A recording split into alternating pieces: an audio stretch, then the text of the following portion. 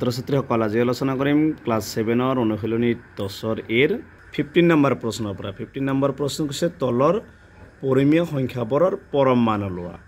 1 number দিছে -103/197 so গতিকে প্ৰথমটো আছে 103 1/7 এটো পৰম মানক এটা এইটো চিনেৰ বুজোৱা হয় কত আছে 1/97 মডুলাস বুলি কও এইটো চিনেৰ কি বুলি কয় পৰম মান বুলি কোৱা হয় গতিকে ইয়াৰ পৰম মান হ'ব পৰম মান যদি চিনটো যদি ঋণাত্মক থাকে হেতু সদায় ধনাত্মক হয় গতিকে 103 হ'ব আৰু তলত হ'ব 197 2 নম্বৰ প্ৰশ্নটো দিছে -97 বাই কিমান আছে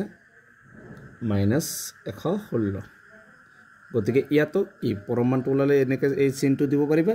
ডাইৰেক্ট কৰি দিছো এটো দুটা মাইনাস আছে গতিকে এটো কেব ধনাত্মক হ'ব -17/116 এটো হৈছে 2 নম্বৰটোৰ आंसर মই শৰ্ট কৰি দিছো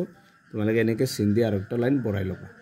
এটো -97/116 এটো এনেকে মডুলাস চিন দি পৰম মানৰ চিন দি ওলাব পাৰিবা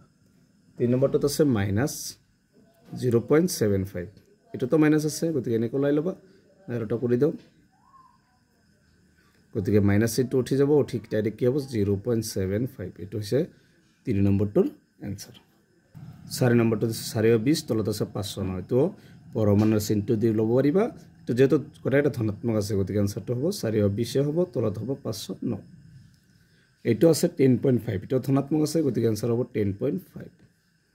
এটো আছে -1/1000 গতিকে এটা মাইনাস আছে এটো ডাইৰেক্ট কি হ'ব 1/1000 7 নম্বৰটো দিছে 429/665 এটো কি আছে প্লাসত আছে গতিকে आंसर এখিনি হ'ব 429/665 এটো হৈছে 7 নম্বৰটোৰ आंसर 16 নম্বৰটোত কৈছে মান ওলোৱা এবাৰ পৰম মানৰ চিনটো দিয়া আছে -47/60 আগৰ নিচিনা সেম 16 এক নম্বৰটোৰ आंसर হ'ব -47/60 আছে এটো আগৰ নিচিনা সেম পৰম মানৰ চিন দিছে মাইনাস থাকলে ধনাত্মক হ'ব ডাইৰেক্ট কি হ'ব 47 আৰু তলত হ'ব 60 এটো আছে -4.97 -2 উঠি ডাইৰেক্ট কি হ'ব 4.97 তো আছে 23/50 ডাইৰেক্ট হ'ব 23/50 তো আছে 7.9 কি হ'ব आंसर তো 7.9 5 নম্বৰটো দিছে -20/7 -17 গতিকে ওপৰত হ'ব 20 তলত হ'ব 17 তাৰ মানে ধনাত্মক হৈ যাব তো এটা আছিল 16 নম্বৰৰ आंसर তো আজিৰ ভিডিওটো এখিনেই তোমালোকে ভিডিওটো লাইক কৰিবা চেনেলটো সাবস্ক্ৰাইব কৰিবা থ্যাংক ইউ